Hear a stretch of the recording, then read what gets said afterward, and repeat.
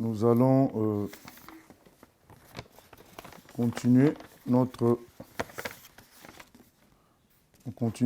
série sur convoitise, mécanisme sectaire et puis antichrist. Et si on n'a pas voulu dire directement secte, c'est parce que nous n'avons pas voulu créer des amalgames sur certains groupes qui ne seraient pas vraiment des sectes, dont on pourrait voir les mécanismes sectaires agir. Donc le but, c'est de nous faire prendre conscience des mécanismes qui conduisent à la constitution des sectes. Et ce n'est pas parce qu'on retrouverait un de ces mécanismes dans un groupe, ça voudrait dire que ce groupe-là a franchi le cap de ce que nous définissons comme secte. Parce que nous n'allons pas définir comme le monde définit ce qu'est une secte. On va définir une secte en fonction d'une idée que tous les humains peuvent avoir de ce que c'est qu'une secte, de sorte qu'il n'y ait pas de confusion. Et mécanisme sectaire, c'est pour cela, c'est pour nous prévenir des usages qui peuvent conduire à la sectarisation et finalement à la destruction sérieuse des humains. Je me souviens du fait que la première fois qu'on a partagé sur ce séminaire, on avait visionné un film concernant la secte de Jim Jones en Guyane anglaise, là où il y a eu environ 700 personnes qui ont été empoisonnées pour leur communiquer la mort. Et le gourou s'est suicidé après ça. Et donc ce film-là était très intéressant et je le recommande à tous ceux qui vont suivre ce séminaire. Il est sur YouTube. J'ai oublié le titre, mais si vous tapez Jim Jones, vous allez voir une proposition, une vidéo de plus d'1 heure.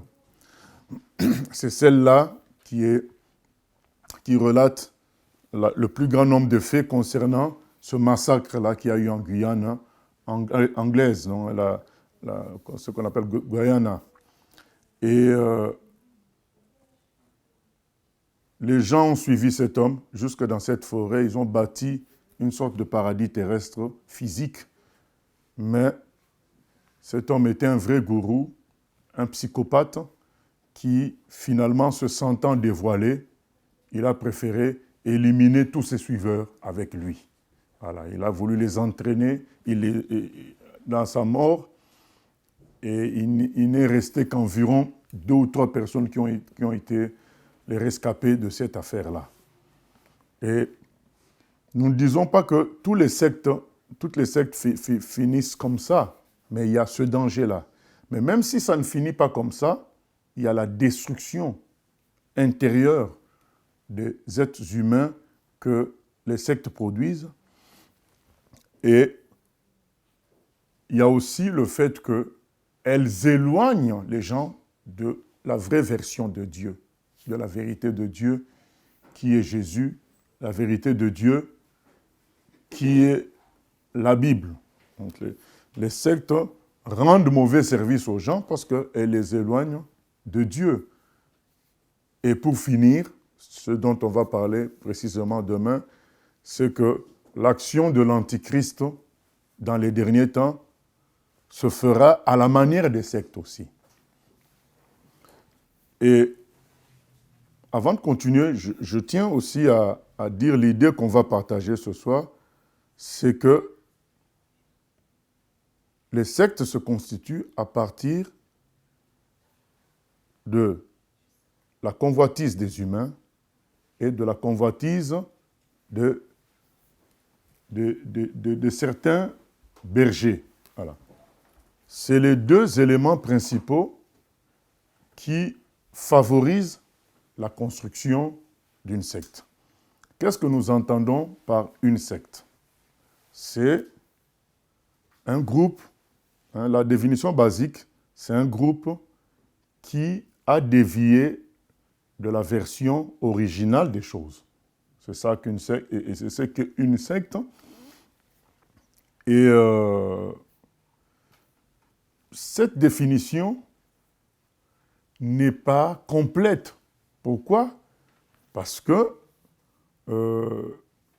les chrétiens d'autrefois étaient considérés comme sectes parce qu'ils ont mis des choses que le judaïsme ne pratiquait pas, ne faisait pas. Cette définition peut être utilisée pour attaquer des gens qui ont trouvé la vérité en sortant du groupe général qui était dans l'erreur. Donc c'est pourquoi cette définition n'est pas complète, même si elle est importante. Elle est importante puisque les gens aussi qui sortent de la vraie version, de la vérité, forment en quelque sorte un groupe sectaire.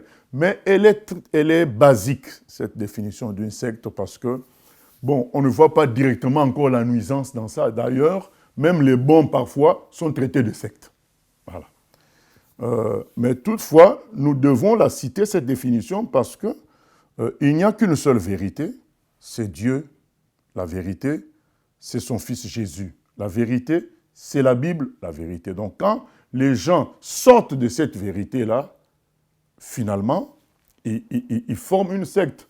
Donc, quand les gens qui se disent de ce socle-là, Dieu, Jésus, Bible, rajoutent des choses, font des interprétations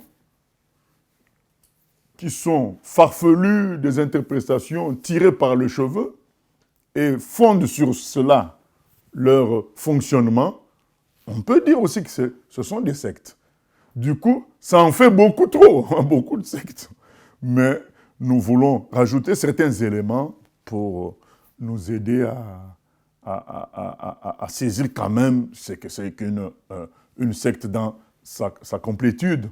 Il y a le côté domination des gens qui font partie de la secte. Il y a comme une dictature sur ces gens-là de la part d'une personne ou d'un groupe de personnes. Il y a le côté déracinement de ses origines pour isoler les gens. Voilà. Il y a tout ce côté-là qui forme une secte. Et puis, bien sûr, le vrai problème en définitive, c'est quoi? C'est ne pas adorer le véritable Dieu, ne pas servir le véritable Dieu, mais servir un gourou, un système ou quelque chose de ce genre-là. En cela, le premier à commencer une secte, c'est vraiment Satan qui a voulu, comme on a vu le premier jour, dès Genèse, dévier Adam et Ève en leur disant « mais ce qu'on vous a enseigné par Dieu n'était pas correct ». Voilà, donc c'est lui qui commence ça, c'est pourquoi il faut comprendre bien les choses, parce que quand on reste au milieu des choses, on ne saisit pas tout. Il faut toujours prendre l'origine des choses. À l'origine, il n'y a que Dieu qui crée tout. Les créatures de Dieu savent que c'est lui, et Adam, sa créature spéciale, sait que c'est lui. Mais Satan vient produire une autre vision pour s'arracher la création de Dieu. Il s'est arraché un tiers des anges, et puis il fallait arracher l'homme, et par conséquent tout ce qui dépendait de l'homme, toute la création. C'est comme ça que une secte a pu naître. Mais bien sûr, ça ne s'est pas passé exactement comme il voulait, parce que Dieu reste souverain. Satan n'a pas pu dominer totalement. Il n'y a qu'un tiers des anges qui l'ont suivi. Et puis, l'homme ne l'a pas non plus suivi à 100%. Donc, il y a des groupes d'hommes qui l'ont suivi à 100%. Du coup, Dieu a envoyé le déluge pour les faire un tri. Ensuite, il y a eu de nouveaux hommes. Il y a toujours un grand groupe qui suit le diable, mais il y a Dieu qui a toujours un reste qui le suit en vérité. Voilà. Du coup, nous pouvons comprendre ce qui va se passer à la fin. À la fin, Satan tentera vraiment un dernier coup pour arracher tous les humains, les amener à lui, faire sa secte en quelque sorte, puisqu'il les sort de la vérité de Dieu, de l'adoration de Dieu, pour l'adorer lui seul. Vous voyez, l'Antichrist à la fin, il se fait adorer sous la forme d'une image. C'est ça les sectes. Les sectes, comme on va le voir, ça finit toujours par adorer un homme, un groupe d'hommes, un système. Voilà. Donc on va voir ça lorsqu'on va donner les conseils pour voir les mécanismes sectaires et s'en départir. Donc dans ces mécanismes sectaires, il y aura aussi les éléments constitutifs d'une secte. Ça peut nous aider à comprendre vraiment la définition large, le concept large d'une secte. Voilà. Nous reprenons ce qu'on a dit le premier jour, les convoitises. Les convoitises des humains qui font qu'ils sont vulnérables à la stratégie diabolique de les entraîner hors de Dieu et de constituer des sectes. Nous savons que de même que Dieu utilise des serviteurs, Satan aussi va utiliser des serviteurs pour constituer des sectes. Dieu utilise des serviteurs pour amener les humains à la vérité, qui est son Fils, qui est la Bible. Satan va utiliser des serviteurs pour constituer des sectes, pour détourner l'attention des gens de la vérité, qu'il y a un seul Dieu, que Dieu seul doit être adoré, pour qu'ils adorent les pasteurs adorés, les églises adorées, autre chose que Dieu lui-même. Voilà, c'est ça la lutte. Et donc nous rappelons certaines choses qui font que finalement, les gens se laissent avoir facilement par les sectes. Il y a la soif d'idolâtrie. L'homme ayant été créé pour adorer, lorsqu'il rejette le véritable Dieu dans sa vérité, dans sa pureté, il va avoir tendance à adorer autre chose. C'est ce qu'on appelle la soif d'idolâtrie. Puisque comme ce n'est plus l'adoration du véritable Dieu, ça va être appelé idolâtrie. Ils vont chercher à aduler, à adorer une vedette du showbiz, une vedette du sport, un prêtre, un pasteur, un imam. Voilà, ils vont faire un remplacement, puisqu'ils sont créés dans une soif à adorer Dieu et qu'ils le rejettent en rejetant le véritable Dieu. Il y a une puissance d'égarement qui va les pousser à adorer autre chose. Cette soif-là qu'il y a dans tout homme, ça favorise la constitution de sectes, parce qu'à un moment donné, ils vont être impressionnés par quelqu'un, et ils vont s'accrocher à cette personne-là comme une forme de Dieu. Il y a des gens qui ont à un moment donné considéré Maradona, un joueur de football, comme une forme de Dieu. Bob Marley a été considéré comme une forme de Dieu, ainsi de suite, puisque les gens n'adorant pas le véritable Dieu, et étant créés avec un instinct d'adoration, ils finissent par adorer autre chose. Et ça favorise la constitution des sectes. Il y a la recherche de position sociale. Chaque être humain veut une position sociale et ça le rend vulnérable face aux gourous qui, eux, ont comme une capacité à savoir les convoitises qu'il y a dans les gens. Et quand ils détectent que pour toi c'est la position sociale, on va t'accorder une position dans le mouvement qui va faire que tu deviens comme un esclave. Et nous avions dit hier que la finalité de la convoitise, c'est l'esclavage.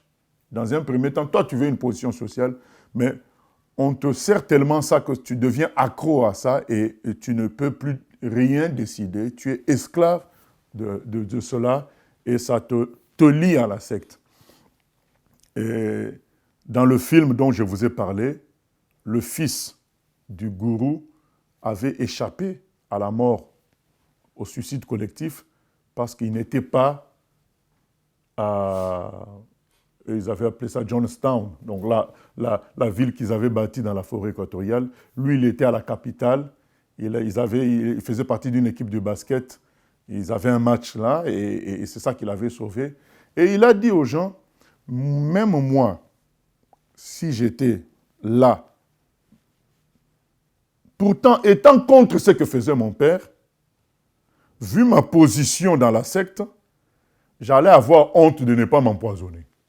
J'allais prendre le poison pour comme défendre ma position que je suis, voilà, un encadreur. Vous voyez à quel niveau? Pourtant, il était contre, mais sa position, lui-même, il prédisait que s'il était là, il allait pour honorer sa position, prendre le poison comme tout le monde. Voilà, c'est pour vous dire comment la convoitise finit par une forme d'esclavage où tu ne réfléchis plus, tu suis. C'est ça. Recherche de position sociale. Moi, je me souviens d'une sœur dans la région parisienne qui était tellement fière d'être celle qui préparait la Sainte Seine, au point qu'elle s'en vantait en disant, moi, quand je prépare la Sainte Seine, le nombre de bouts de pain que je coupe, ça correspond exactement au nombre de gens qui devaient manger la Sainte Seine. Vous voyez donc des gens comme ça recherchent une position sociale. Les gourous, ce sont des proies faciles pour les gourous. Il y a la recherche de réponses rapides. Un jour, j'ai dit à un ami par qui j'ai connu Jacques Verneau, un vrai prédicateur du Seigneur,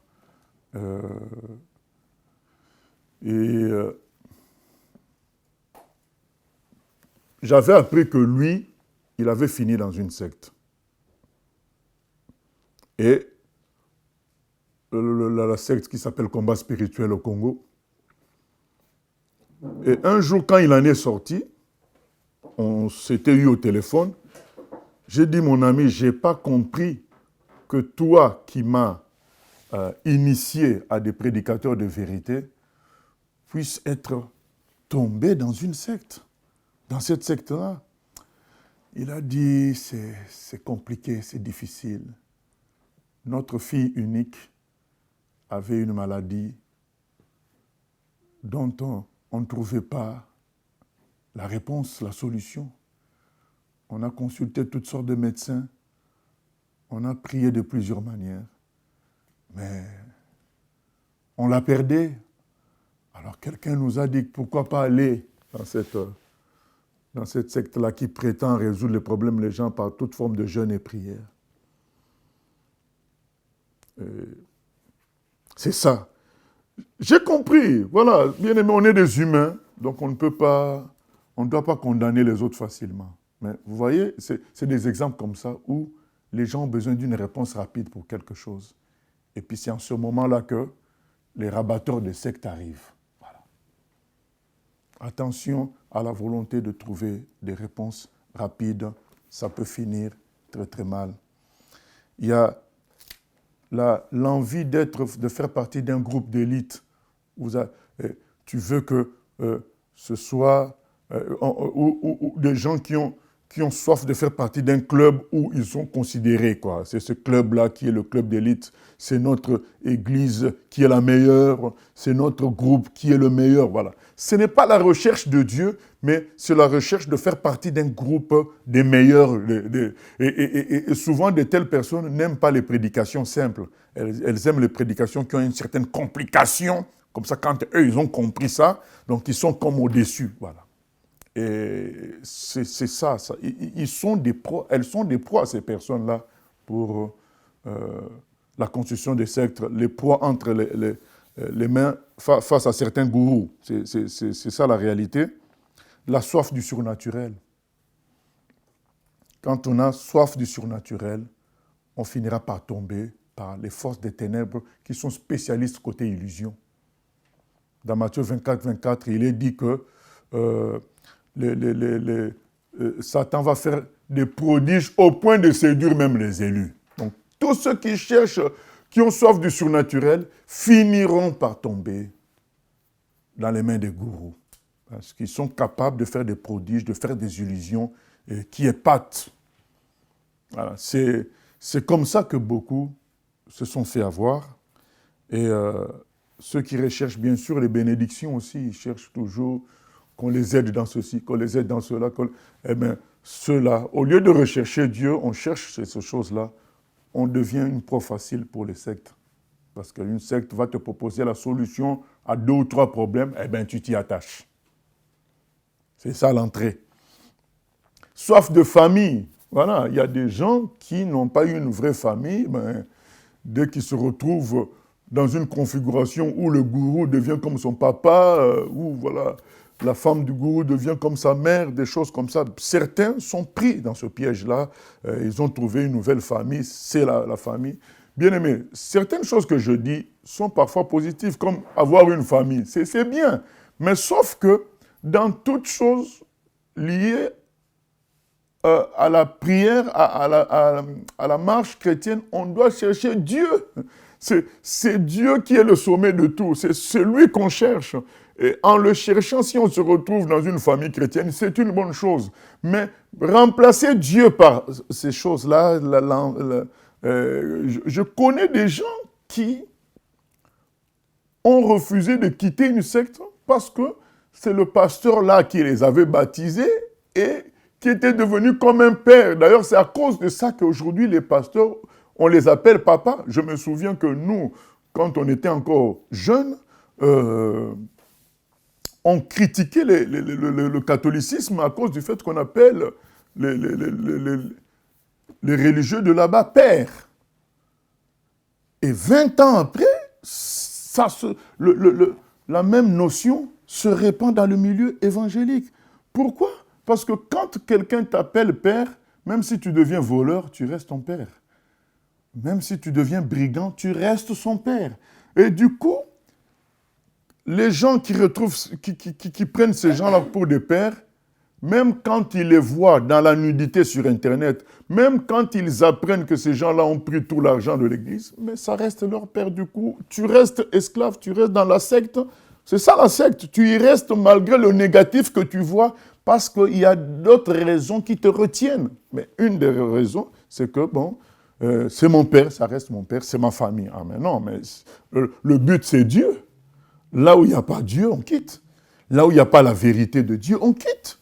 On ne peut pas rester quelque part parce que c'est devenu ta famille. Le but, c'est d'aller au ciel et on ne peut y aller que par la vérité. Vous connaîtrez la vérité vous rendra libre. Jésus dit, je suis le chemin, la vérité et la vie. Nul ne peut aller au Père que par moi. Voilà.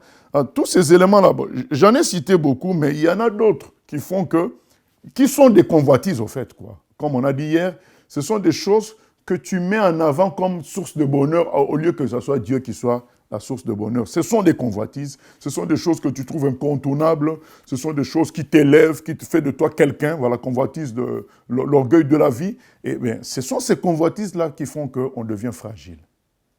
Et nous tous, on est passés par là. On a compris qu'il faut s'attacher à Dieu seul. Dès que tu as une convoitise, l'ennemi va se servir de ça pour te plonger. Maintenant, de l'autre côté, il y a aussi la convoitise des dirigeants. Là, on a cité la convoitise du troupeau, la convoitise des membres du troupeau, la convoitise du peuple. Mais il y a aussi la convoitise des bergers. Quelle est leur convoitise ? En gros, c'est la convoitise du diable. Qui a été la convoitise du diable ? C'est prendre la place de Dieu. Il a voulu prendre la place de Dieu. C'est ce qui est décrit dans Ésaïe 14 et dans Ézéchiel 28. Il a voulu prendre la place de Dieu. Voilà. Tu as été précipité du ciel. C'est ce qui est écrit dans ce passage-là. Il a été précipité parce qu'il a voulu s'élever au-dessus du trône de Dieu.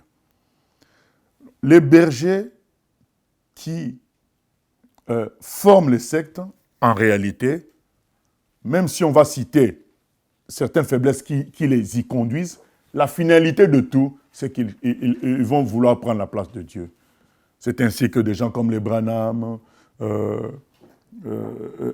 et d'autres encore de ce type-là ont fini par se proclamer Dieu d'une manière ou d'une autre. Ou bien se proclamer Jésus ou les remplaçants de Jésus d'une manière ou d'une autre. C'est ainsi que le pape, il se dit représentant vicaire de Christ, donc c'est-à-dire le remplaçant de Jésus en quelque sorte. Voilà. Ça finit toujours comme ça. Si vous étudiez les faux prophètes, les sectes, vous finissez par voir ce que Satan a voulu faire à Dieu finalement. Comme je viens de parler de Jim Jones, il est devenu Dieu, il pouvait réveiller les gens à 3 heures du matin. Venez, prière. Et une alarme sonne dans la ville, tout le monde doit venir au centre de la ville pour la prière. Voilà. C'était devenu de Dieu. Ce qu'il disait, c'est ce qui devait s'accomplir. C'est comme il a fini par leur dire, maintenant tout le monde boit le poison. Voilà. Tout le monde a bu. Bien sûr, il y avait des gens armés pour tirer sur ceux qui ne voudraient pas. Mais voilà, c'est ça, la finalité de toute secte, c'est qu'il y a un groupe d'hommes ou un homme, ça peut être aussi une femme, qui cherche à prendre la place de Dieu. Mais on va donner quelques convoitises aussi qui peut les conduire à ça, alors qu'au début, parfois, il n'y avait pas ça. La convoitise de vouloir être spécial. Il y a des gens qui veulent avoir leur timbre à eux, leur marque à eux, leur style à eux. Non. Bien-aimés, on est des serviteurs inutiles. C'est l'Esprit Saint qui nous utilise. Le Seigneur a dit dans Jean 15, 5, « Sans moi, vous ne pouvez rien faire. » On n'a pas à chercher à avoir un style dont les gens vont se rappeler. Non, on est là. Il est dit, ouvre ta bouche, je la remplirai. C'est Dieu qui remplit la bouche, c'est Dieu qui nous utilise. S'il décide de nous utiliser d'une manière, on doit accepter. S'il nous utilise en prison, on doit accepter. C'est Dieu qui conduit les choses. Donc quand on veut avoir son style, on veut marquer les gens par quelque chose, on est en train d'ouvrir la porte au diable qui finira par nous communiquer l'idée de dépasser Dieu. Petit à petit, ou bien de prendre la place de Dieu. C'est comme ça que ça commence. La volonté de briller. Voilà. C'est dangereux. Le Seigneur nous a promis qu'on brillera. Nous, on n'a pas à chercher ça. L'apôtre nous dit dans Romains 12, ne soyez pas attirés par ce qui est élevé. Soyez attirés par ce qui est humble. Jésus nous dit, cherchez la dernière place. Mais tout en considérant les promesses divines qui nous disent clairement qu'avec Dieu, nous ferons des exploits. Si tu crois, tu verras ma gloire, mais je ne cherche pas, moi, à être vu dans la gloire, mais je veux que Jésus se glorifie en moi et autour de moi. Voilà, ça c'est ça. Mais quand c'est soi-même, comme on a entendu les prédications autrefois, il faut impacter ton temps, impacter ta génération. Tout ça, ce sont des idées du diable. Et ce sont ces choses-là qui ont formé beaucoup, qui ont dévié beaucoup de jeunes serviteurs qui étaient francs, qui étaient simples, honnêtes, mais ils ont entendu ce genre de prédication. Il faut marquer ton temps, voilà, et il faut laisser un nom sur terre. Ben, non. Il y a un seul nom qui doit être glorifié, c'est le nom de Jésus-Christ. Une autre convoitise, c'est la volonté de réussir, c'est-à-dire que ça marche, ce que tu fais. Non, le Seigneur nous appelle à lui obéir. Hein, le chant qu'on chante, Dieu a une armée, voilà, qui se lève pour lui obéir. D'abord, c'est pour lui obéir et pour le servir. Voilà. Maintenant, il nous a promis qu'en obéissant et en le servant, il y aura sa gloire. Donc, soyons forts de cette promesse-là et nous servons Dieu sans chercher à réussir, parce que ce que nous entendons par réussite peut être un échec aux yeux de Dieu. Vous allez dire quoi? Étienne a échoué? Étienne n'a pas échoué. Il a réussi. Mais il n'a pas duré dans le ministère, il a été lapidé. Voilà. Mais aux yeux de Dieu, il a réussi. Je me souviens d'une histoire, je crois en Angleterre, où quelqu'un a reçu une prophétie comme quoi le plus riche du village va mourir ce soir. Et le vrai riche, vraiment le plus riche, quand il a appris ça, eh bien, il a mangé le meilleur repas et il attendait à minuit qu'il meure. Mais à minuit, il était toujours vivant. Et le lendemain, ils ont appris que le pauvre du village était mort. C'est celui-là qui connaissait Dieu, qui servait Dieu. Mais aux yeux de Dieu, c'était ce pauvre-là qui était le plus riche du village. Donc, on ne doit pas chercher la réussite selon les humains. on doit servir Dieu fidèlement. C'est ça la réussite selon Dieu. Il y a des gens parmi nous qui seront connus, d'autres qui ne seront pas connus. Vous savez, bien aimé, les gens pour traduire une Bible, parfois ils peuvent faire 30 ans d'études pour traduire la Bible. Aller habiter dans ces régions-là. Mais on ne les connaît pas. Qui connaît Louis II, qui a déjà vu Louis II recevoir un prix Nobel? Non. Mais c'est des gens qui ont consacré toute leur vie à cela. Il y a des missionnaires dont beaucoup ne connaissent pas le nom, qui ont été dans des régions, dans des tribus les plus éloignées, qui ont payé de leur vie. On ne les connaît pas. C'est Dieu qui a fait les choses ainsi. Mais ils ont réussi puisqu'ils ont obéi à Dieu. C'est comme ça. Mais quand on veut à tout prix réussir, hier j'ai parlé de ce pasteur sud-africain qui ne comprenait pas que malgré le fait qu'il prêche correctement, qu'il soit quelqu'un de bien, l'Église ne grandissait pas alors que plein d'autres mouvements dans la ville grandissaient en nombre. Il a fini par aller demander à ces gens-là comment ils faisaient. C'est là qu'on l'a attiré petit à petit dans les choses de la chair et jusqu'à lui proposer maintenant un fétiche qui a fait que finalement aussi son assemblée a grandi terriblement, mais après il faut renouveler. Il a fini par aller au Nigeria pour renouveler la magie, pour renforcer la magie. Et quand ça aussi, ça s'est épuisé, il fallait aller au Mozambique, là où il a passé toute une nuit nu sur la tombe d'un mort dans un cimetière. Tout ça pour renforcer la magie. Et il a fini en prison. Bon, c'est une histoire longue, c'est pour dire que tout ça vient du fait qu'il a voulu réussir. En voulant réussir, humainement parlant, ça peut t'amener à toucher la magie et à commencer à travailler dans une logique sectaire où tu finis par prendre la place de Dieu. Et nous pouvons prendre aussi le fait de vouloir contrôler, maîtriser les humains. Beaucoup de bergers deviennent sectaires en voulant maîtriser l'œuvre de Dieu, maîtriser son évolution, maîtriser les gens qui sont là, éviter les mauvaises surprises. Et ça va les conduire à quoi? À mettre leurs fils comme adjoints, à mettre leurs femmes comme remplaçantes quand eux, ils ne sont pas là, à mettre leurs enfants. Voilà, comme ça, ils maîtrisent l'œuvre et ils vont commencer à surveiller comme les brebis comme la CIA, en espionnant les uns. Voilà. Ils vont mettre un système de domination et de contrôle parce qu'ils veulent maîtriser. C'est comme ça que les sectes se font, puisqu'on veut maîtriser les gens qui sont là pour qu'ils ne partent pas. Voilà. Et on va aussi barder le départ d'un certain nombre de malédictions. Si tu quittes, voilà, la malédiction va tomber sur toi. Et on fait peur aux gens. C'est comme ça que les sectes se constituent. Vous voyez, par exemple, Jim Jones. Pourquoi il a fait prendre à tout le monde le poison?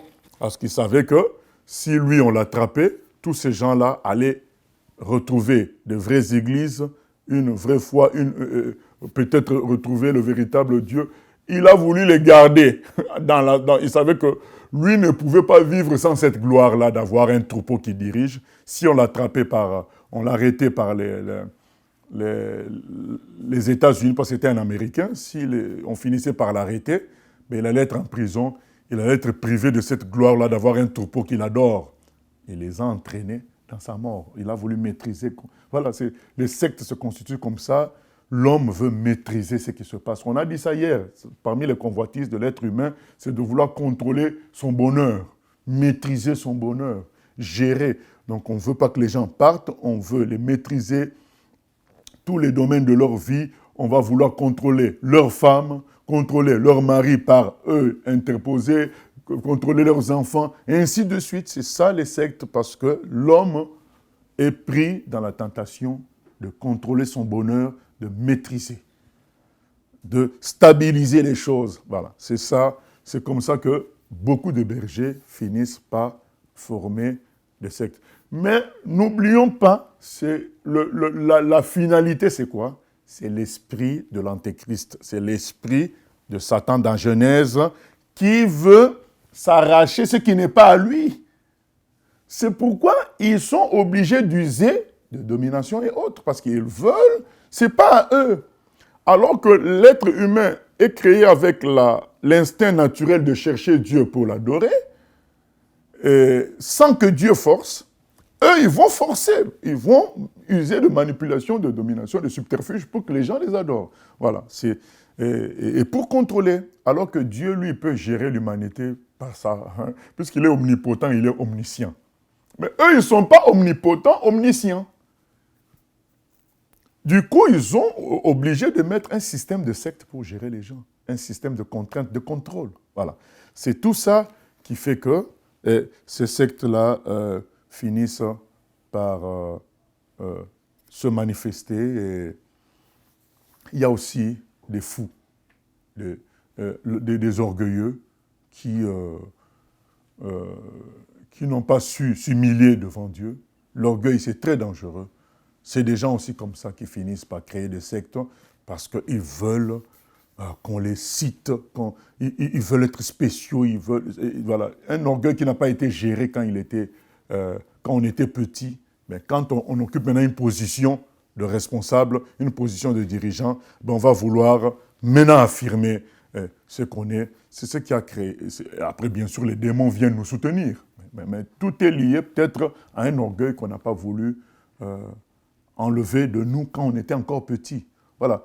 Tout ça, c'est des conseils pour les uns et les autres. Attention, attention, il faut se départir de ces convoitises-là parce que ces convoitises finissent par t'entraîner à faire partie des dirigeants d'une secte ou bien être le dirigeant d'une secte.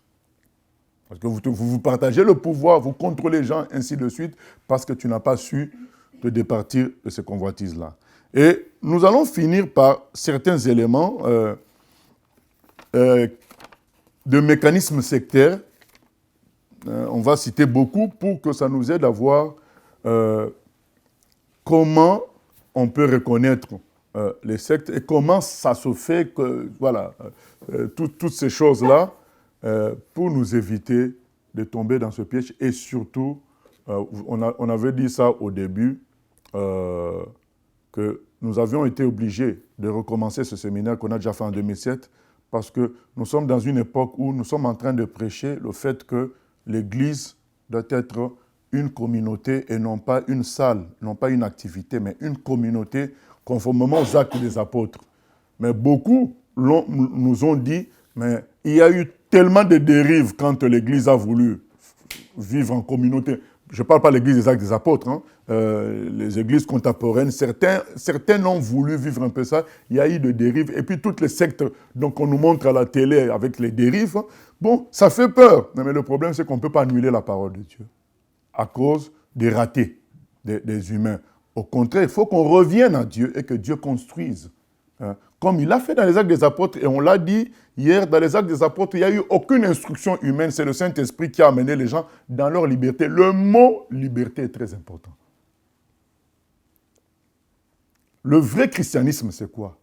Dans sa liberté, l'homme vient lui-même se porter esclave de Dieu. En commençant par le champion du christianisme, lui-même Jésus, il est écrit, tu n'as voulu ni holocauste, ni sacrifice, mais tu m'as poinçonné l'oreille. Quand vous lisez dans l'Ancien Testament, quand est-ce qu'on poinçonnait quelqu'un l'oreille? C'est quand un esclave, on veut le libérer, on veut le détacher de son maître. Le maître dit, ben, écoute, tu as fait tes années, maintenant moi je décide que tu sois plus esclave, que tu sois libre, va vivre ta vie. L'esclave dit non, tu es un tel bon maître que je préfère rester ton esclave. Alors qu'est-ce que devait faire ce maître-là? Il devait poinçonner l'oreille de cet esclave-là et il lui appartient définitivement.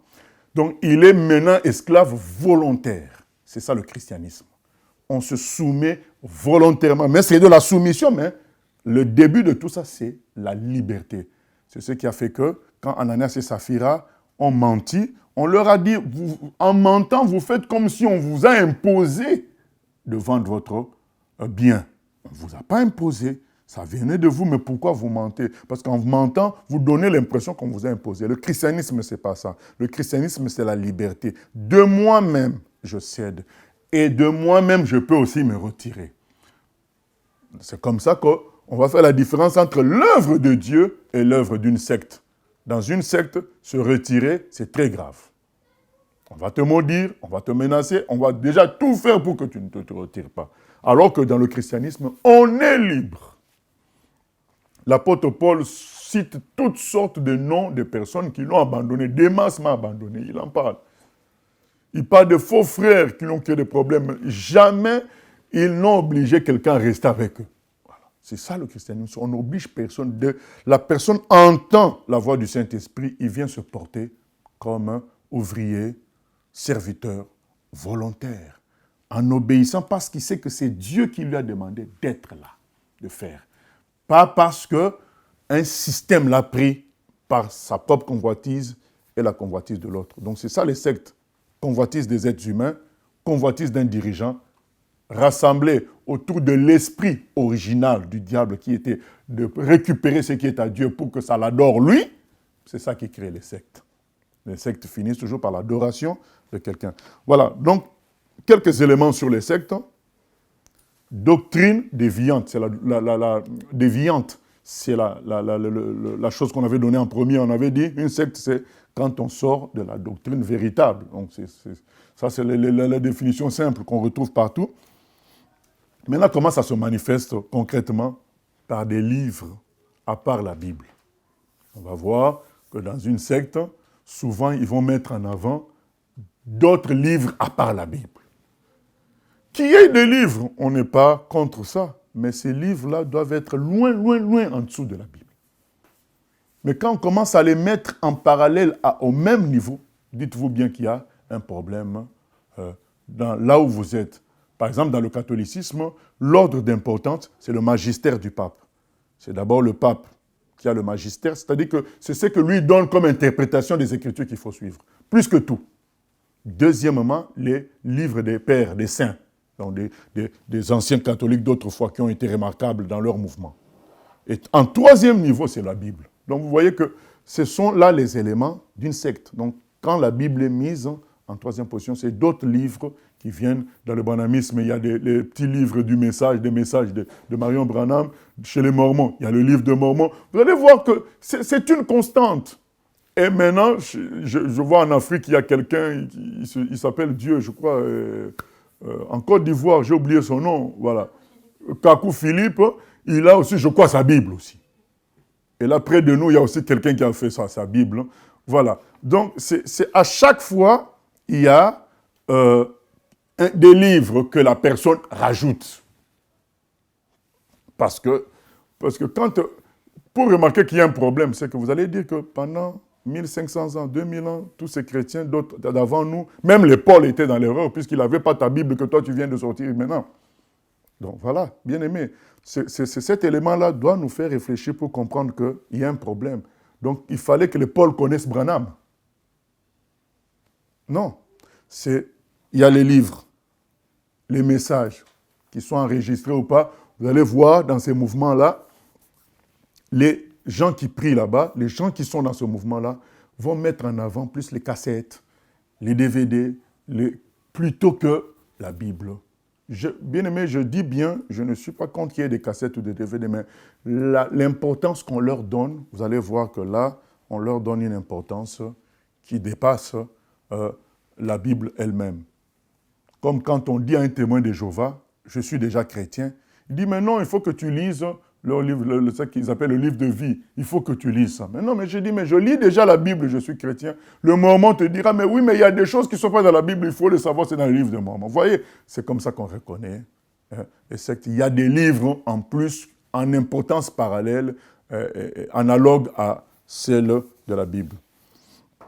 Un dirigeant qui contrôle et prend presque la place de Dieu, ou prend même la place de Dieu. C'est comme ça qu'on réalise aussi les sectes, quand il y a un dirigeant qui contrôle tout et pratiquement qui prend la place de Dieu dans le fonctionnement. Il y en a qui osent dire qu'ils sont Dieu, il y en a qui ne le disent pas, mais on peut discerner ça dans leur fonctionnement, la façon dont ça se fait. C'est comme si c'était Dieu. Voilà. Ce sont des éléments qui peuvent nous aider à reconnaître les sectes.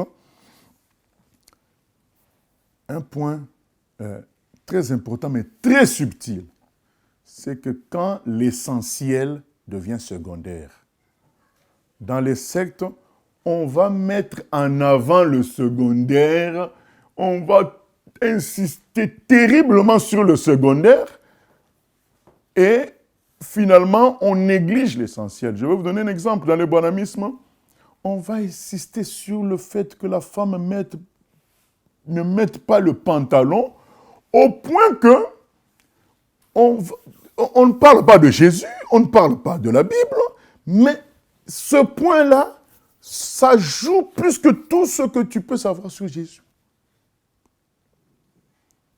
On n'a pas dit qu'il n'y a pas on ne peut pas faire des débats sur le secondaire, mais ces débats-là doivent être de moindre importance par rapport à l'essentiel, qui est le fait qu'on n'obtient le salut que par Jésus.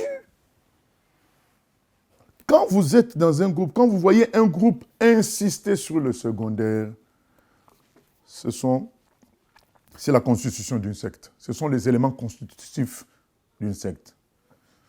On doit se rappeler que le plus important, c'est Dieu, la Bible, le salut par Jésus, par la foi, le Saint-Esprit.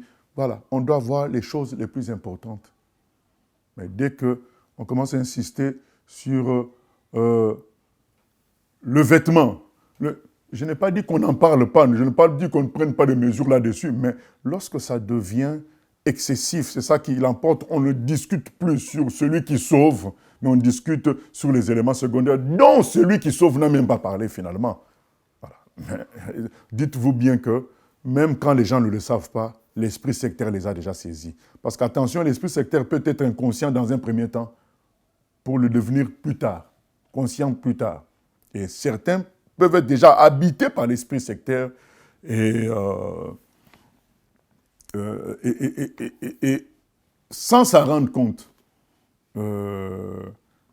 Et parfois, quelque chose qu'on peut remarquer chez ces gens-là, ils ne pratiquent pas ce qu'ils imposent sur les autres. Comme Jésus disait des pharisiens, vous mettez de lourds fardeaux sur les autres, mais vous-même, vous ne portez pas cela. Je me souviens, une fois, j'avais reçu de sœurs chez moi qui commençaient à me montrer tous les signes qui étaient mauvais dans les voitures.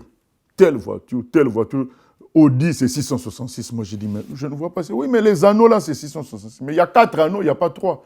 Oui, mais quand tu... Moi, c'est Dieu qui m'a montré. Moi, je dis, ah, mais là, moi, Dieu ne me montre pas. Non, mais... Alors, je me disais, mais finalement, on va prendre quelle voiture, là? Et, discussion finie. Je les ramène, il faisait nuit, pour qu'ils rentrent chez elle. Dans quelle voiture elles allaient entrer? Elles allaient entrer dans une Audi. Moi, je dis, oh, mais là, c'est une Audi? Ah, mais oui, mais... Et celle qui parlait beaucoup dit, mais c'est pas à moi, c'est à l'autre. Moi, je dis, ah, mais tu vas y entrer, là. Tu vas y entrer. Vous voyez, c'est l'esprit sectaire, où l'important, c'est-à-dire Jésus, le problème du péché, le problème de la vie éternelle, est mis en dessous des problèmes de marque de voiture. Voilà. Des problèmes de... Voilà, maquillage ou pas, tout ça. On ne dit pas qu'on n'en discute pas, mais c'est secondaire. Voilà. Nous, on a connu, voilà, il n'y a pas beaucoup de temps, mais on a connu des gens qui d'une manière visible, paraissaient être purs, mais qui étaient remplis de péchés cachés. Voilà. C'est pas ça qui compte. Ce qui compte, c'est vraiment la véritable conversion par Jésus-Christ. Seul Jésus-Christ sauve. Et du moment que quelqu'un aime Dieu de tout son cœur, il va lâcher beaucoup de choses. Parce qu'il s'attache à Dieu plus qu'à tout. Mais faire penser aux gens que c'est en lâchant les choses qu'on va s'attacher à Dieu, c'est très faux. C'est complètement faux. Sinon, certains musulmans seraient les plus proches de Dieu. Or, ils ne connaissent même pas Dieu. Il y a la vente de rêves. Souvent dans les sectes, on vend des rêves aux gens. Venez, vous serez ceci, vous serez cela. On voit dans l'islam, on dit que si tu tues tu fais le terrorisme, tu auras 72 vierges au paradis. Voilà, on vend des rêves aux gens dans les sectes. Alors que dans le chemin de vérité, on ne vend aucun rêve. On te dit, tu as le péché, c'est toi le problème. Veux-tu être sauvé? Viens à Jésus. On ne te dit pas, viens pour recevoir. Non, d'abord, laisse-toi sauver. Comme Jésus dit dans Jean 8, il dit, si vous ne vous convertissez pas, vous mourrez dans votre péché. Je suis le salut. Il dit aux pharisiens, ou il dit aux juifs, si vous avez un virus qu'on appelle le péché, c'est moi qui enlève ça. Si vous ne venez pas à moi, vous le garderez, vous irez en enfer. Voilà la vérité. Ce n'est pas vendre du rêve aux gens, vous allez recevoir l'onction. Non. On a entendu Béni In vendre des t-shirts à 60 € à Paris, je crois, ou à 100 €, sous prétexte que si on met ces t-shirts-là avec son effigie, je crois, on va recevoir l'onction. Et des gens ont couru. Il a dit, j'en ai que 100. Les gens ont couru pour aller acheter. Vous voyez, c'est la vente des rêves. Et il faut comprendre, quand on parle de sectes, toutes ne sont pas dans la même dimension de déviation. Ce n'est pas parce qu'une secte n'a pas encore atteint le haut niveau de déviation que ça n'en est pas une. Mais dans le fond, ces mécanismes-là doivent nous aider. Mais en même temps, ce n'est pas parce qu'on a vu un point de ces mécanismes qu'on cite, on doit conclure que forcément, ce mouvement-là a pris une très mauvaise direction. Non, il peut y avoir des erreurs que les gens peuvent corriger. Mais quand il y a trop d'éléments qu'on cite là, on sait que là, c'est vraiment une secte. Il y a l'obéissance aveugle à un gourou ou à un groupe. Bon, ça, ce n'est pas normal. On devrait garder notre liberté en consultant la Bible. Les chrétiens de Béret, regardez, malgré le fait que Paul manifestait une grande puissance, une grande autorité, une grande connaissance de la parole, il comparait ce que Paul disait par rapport aux Écritures. Voilà, c'est ce que le Seigneur attend de nous. Voilà. Ne pas obéir aveuglement, mais de comparer toujours avec les Écritures. Là où on t'empêche de comparer avec les Écritures, il faut fuir cet endroit-là. Ça ne veut pas dire, bien aimé, que nous exhortons les gens à ne pas obéir à leurs autorités. Non, c'est juste que l'autorité suprême reste quand même la Bible. Donc même si on est appelé à obéir aux autorités, la moindre des choses, c'est vérifier en utilisant la Bible. L'appartenance plus au mouvement qu'à Dieu. Quand quelqu'un te dit « je suis du message », mais non, je suis calviniste. Non. Tu es chrétien ou calviniste? Je suis du message, c'est-à-dire du bonhamisme. Non.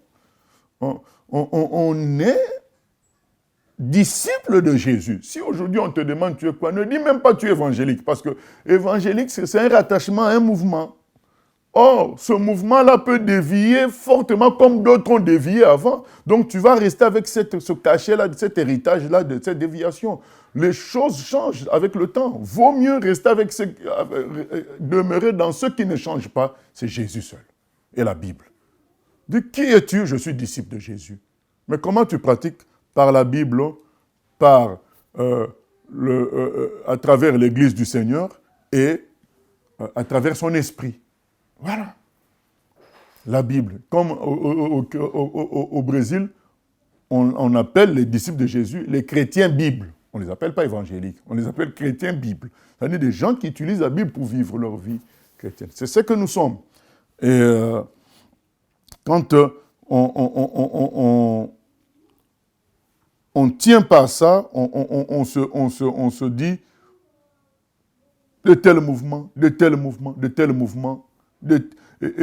On se sent plus appartenant à un groupe plutôt qu'à Christ. Ça, c'est un problème. C'est un problème. Et dans beaucoup de sectes aujourd'hui, ils appellent même ça des tribus. Vous faites partie, vous êtes une tribu et moi, je suis votre chef de tribu. Tout ça, c'est grave. C'est des gourous, mais qui n'ont pas tous le même niveau de nuisance. Mais ça reste des pratiques qui peuvent finir mal, comme l'histoire de Jim Jones. Il n'a pas commencé avec la nuisance de suicider tout le monde. Mais c'est arrivé à ça. Donc il ne faut pas attendre que quelque chose, il ne faut pas attendre qu'un lion devienne grand pour le fuir. Du moment que c'est un lionceau, il faut prendre une décision déjà en ce moment-là pour t'écarter de lui. Parce que la croissance peut venir très vite. Et il y a le côté isolement imposé, hein, où vous entendez jour et nuit que partout c'est mauvais. Il n'y a que vous. Ah non. Il ne peut pas y avoir que de bons chrétiens que nous. C'est impossible. Dieu a dit à Élie, il y a 7000 autres justes. Tu n'es pas seul. Élie pensait être le seul juste qui restait sur terre. Dieu lui dit, non, non, j'ai 7000 autres. Mais c'est vrai que quand on est si peu nombreux, il est clairement dit dans la parole qu'il n'y a que peu de gens qui sont dans la vérité, mais ça fait tellement si petit nombre qu'on a l'impression à chaque fois d'être seul. Mais c'est faux. Il y a d'autres justes.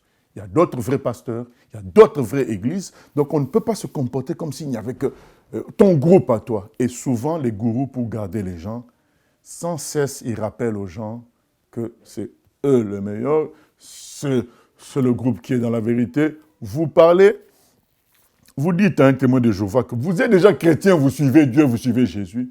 Il va vous dire, oui, mais est-ce que tu peux venir dans ça du royaume? Tu dis, mais oui, mais pour faire quoi?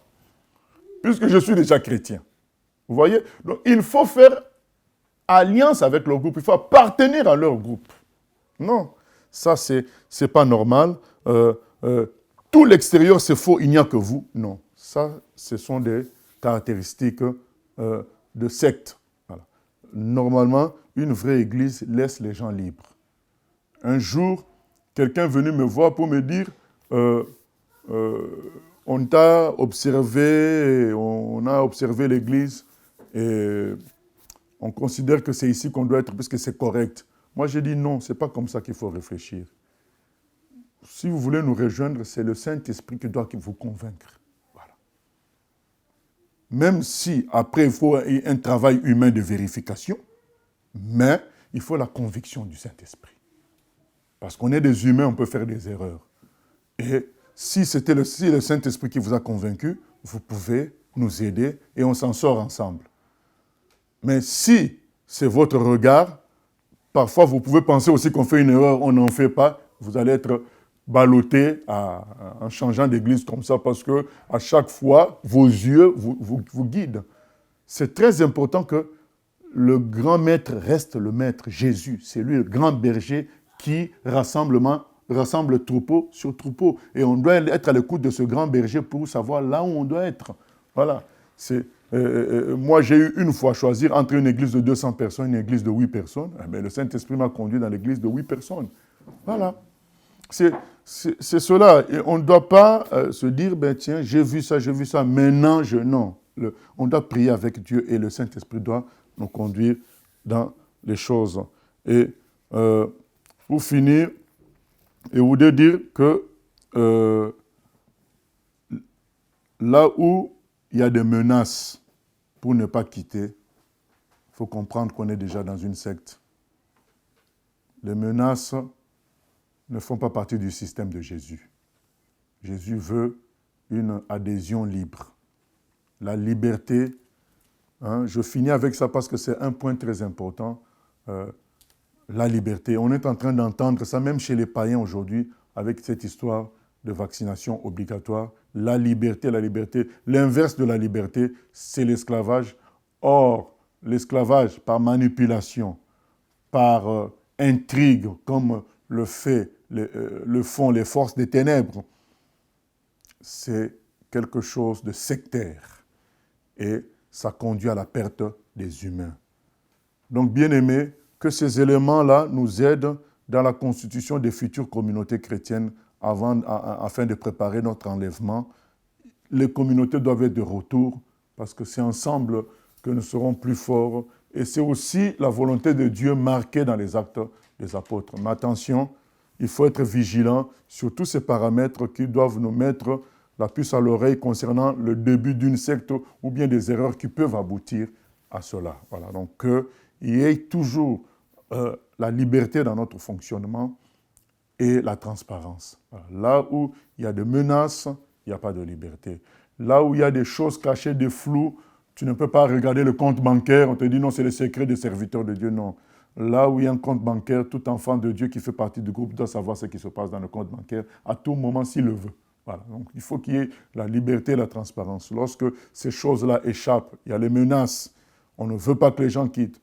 Et il n'y a pas la transparence, on ne dit pas les choses, comment ça se passe. Dites-vous bien, c'est un élément, ce sont des éléments constitutifs de secte et on doit être maintenant vigilant à partir de ce moment-là pour regarder les autres choses. Alors, parfois, il peut y avoir que ce problème-là qu'on peut arranger en faisant la discussion avec les gens, dire mais non, mais ce qu'on fait là, c'est un élément constitutif des sectes. Est-ce que ne pourrions-nous pas rendre les choses transparentes? Voilà, les gens aussi peuvent changer. Donc on doit être...